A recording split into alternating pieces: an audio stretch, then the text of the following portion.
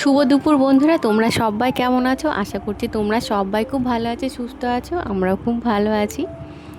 সুচন্দ্রা চদ্দার ব্লগে তোমাদের সবাইকে স্বাগত। যে যেখান থেকে আমার ব্লগটা দেখছো তাদের সবাইকে অসংখ্য ধন্যবাদ। যে দুপুরবেলা এখন অনেকটাই বেজে গেছে, মোটামুটি ধরো 2:30 পার হয়ে গেছে। তো আজকে দুপুর দিয়ে ব্লগটা শুরু করলাম। সকালে রান্নাবান্না মোটামুটি ধরো করেছি, আর এদিকে চলছে রান্না। আর এদিকে করে নিলাম একটু বেলের শরবত। এটা আমাদের গাছের বেল, একবারে গাছ পাকা বেল বলতে পারো। আজকে দুটো পেয়েছি, মানে গাছ থেকে পড়েছে আর কি, দুটো পেয়েছি। তো সেই দুটো বেল দিয়ে একটু শরবত করে রাখলাম। আর শরবতটা সবাইকে দেওয়া বলতে দুই ছেলে আর কর্তা মাস এখনও আসেনি আর কি। ওদের জন্য তিনজনের জন্য 3টে গ্লাস রেখে, আর আমরা বাড়িতে ধরো বাকি যারা রয়েছি সবাই মিলে বেলের শরবতটা খেলাম। বাড়ির গাছের শরবত বেশ অন্যরকম টেস্ট, আর গাছ পাকা বেল ধরো আলাদাই টেস্ট। এখন তো বাজারে তোমার ধরো সব কিছু বেল পাওয়া যায়, সব কিছুই পাকা পাওয়া যায়, সবই ধরো কার্বাইডে পাকানো ধরো পাওয়া যায়, অতটা টেস্ট হয় না যেহেতু বাড়ির, সেই জন্য বেশ খেতে ভালোই লাগে। যাই হোক, শরবত খেয়ে তারপরে এই যে রান্না শুরু করে দিয়েছি। রান্না আজকে একটু এঁচোড় রান্না করব। তো কাঁঠাল ধরো আমাদের গাছেরই কাঁঠাল, তো সব কিছু গাছের বলে ভেবো না যে মানে অন্যরকম কিছু। তো পেছনে একটা গাছ রয়েছে, ওখান থেকে আজকে কাঁঠাল পেড়ে নিয়ে এসেছি, দুটো কাঁঠাল। তো আমাদের গাছের আবার কী বলো, পাকা যেটা পাকাটা ভালো না, মানে এঁচোড়টাই বেশি ভালো হয়। তো এখন যেহেতু ছোটো ছোটো রয়েছে, ছোটোই কাঁঠাল দুটো পেড়ে নিয়ে এসেছি। পেড়ে নিয়ে এসে তোমার চর্বি দিয়ে একটু রান্না করব, মানে মটনের চর্বি দিয়ে একটু রান্না করে খেতে নাকি ভালো লাগে। তো আমি এর আগে কোনোদিন করিনি আর কি মটনের চর্বি দিয়ে কাঁঠাল রান্না। তো আজকে এবার করলাম। তো কাঁঠালটা প্রথমে ধরো সেদ্ধ করে নিয়েছি প্রেসারে, 2-3টে সিটি মেরে। তো সেদ্ধ করার পর তারপরে আলু দিয়ে দেখো ভেজে নিলাম একটু আলু দিয়ে, তারপরে সব মশলা টশলা দিয়ে পেঁয়াজ রসুন দিয়ে, ধরো যেহেতু চর্বি সেই জন্য পেঁয়াজ রসুন না দিলে খেতে ভালো লাগবে না, একটু মাছের মতো করে রান্না করতে হবে। আর যদি নিরামিষ করি তাহলে ধরো নিরামিষভাবে করি, একটু ঘিটি সব কিছু দিয়ে আর কি, যেমন করে আর কি। খানিকটা আগে কাঁঠাল আর তোমার আলুটাকে একটু ভালো করে কষিয়ে নিলাম সব মশলা দিয়ে, তারপরে চর্বিটা দিলাম। যেহেতু তোমার চর্বিটা ধরো একসঙ্গে মিশিয়ে দিলে কী হয়, পুরো তেলটা বেরিয়ে যায়, চর্বিগুলো ধরো গলে যায়। তো সেই জন্য ধরো একটু লাস্টের দিকে দিলাম, তারপরে ভালো করে কষিয়ে তোমার জল দিয়ে দিলাম। তারপরে ধরো হয়ে গেল মোটামুটি রান্না। তো রান্নাবান্না হয়ে গেলে ছেলেরা খেতে কাঁঠালটা বেশ ভালোই বাসে, মানে আমাদের বাড়ি সবাই ভালোবাসে, তো আমিও ঠিক অতটা পছন্দ করি না। যাই হোক, তারপরে রান্না হয়ে গেলে দুই ছেলে যেহেতু খেতে ভালোবাসে, দুই ছেলের বাটিতে একটু তুলে রাখবো অল্প অল্প করে, ওরা এসে আলাদা করে খাবে শুধু।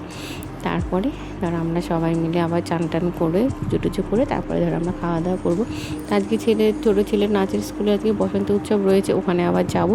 মোটামুটি ধরো 3টের দিকে যেতে বলেছেন স্যাররা, তার মধ্যে চলে যাবো। ধরো তার আগে ধরো রান্না বান্না করে সব কিছু কমপ্লিট করে রেডি করে নিয়েছি। আর এদিকে ছেলে চলে আসলেই ধরো ছেলেকে নিয়ে চলে যাব, স্কুলে গেছে ও। আর বড়ো ছেলে ধরো স্কুল থেকে এখনও আসেনি, আর কি দেরি হবে ওর আসতে। যাই হোক, এইদিকে ধরো রান্নাবান্না চলছে, মানে হয়ে গেছে, প্রায় হয়ে গেছে। তো এইভাবে তোমরা কাঁঠাল রান্না করতে পারো, খেতে সত্যিই ভালো লাগবে, যারা খায় না তারাও খাবে, অসুবিধা নেই। আর আমার ব্লগটা তোমাদের যদি একটু ভালো লাগে তাহলে একটু লাইক করো, কমেন্ট করো। আর নতুন যে বন্ধুরা রয়েছে আমার চ্যানেলটাকে সাবস্ক্রাইব করোনি, তারা আমার চ্যানেলটাকে সাবস্ক্রাইব করে দিও। আর একটু লাইক করো, ভালো লাগবে এই আর কি। তো এই যে চলে এসেছি নাচের স্কুলে, সব গার্জেনরা রয়েছে, আর আমরাও সবাই, আমরা মানে ছোটো ছেলেটা এর আগের বার বড়ো ছেলে নিয়ে এসেছিলো, এবারেও আসেনি। তো ছোটো ছেলেকে নিয়ে চলে এসেছি নাচের স্কুলে। দেখতেই পাচ্ছ, মানে সবাই একটু সাজুগুজু করে নিয়েছি।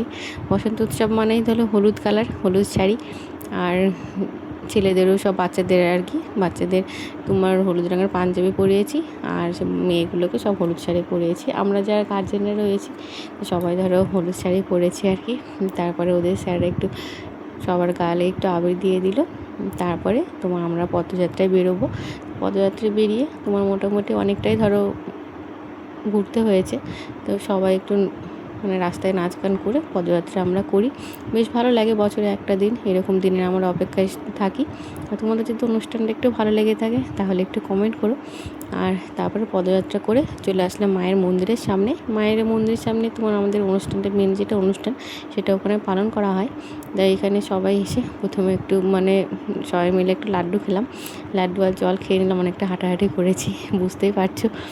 আর তারপরে একটু ধরো ওদের বাচ্চাদের সব নাচ টাচগুলো হলো, মানে বাচ্চা বড়রা চাইলে আর কি, তো স্কুলের ছাত্রছাত্রীরা আর কি সবাই নাচ টাচ করলো। তারপরে সন্ধ্যাবেলায় মোটামুটি সন্ধ্যার আগে আমরা চলে আসলাম বাড়িতে।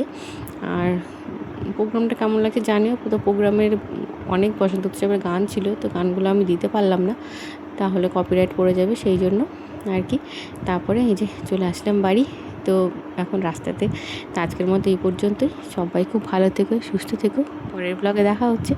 আর আমার যে নতুন বন্ধুরা রয়েছে, আমার চ্যানেলটাকে একটু সাবস্ক্রাইব করতে কিন্তু ভুলো না। আজকের মতো এই পর্যন্ত। টাটা।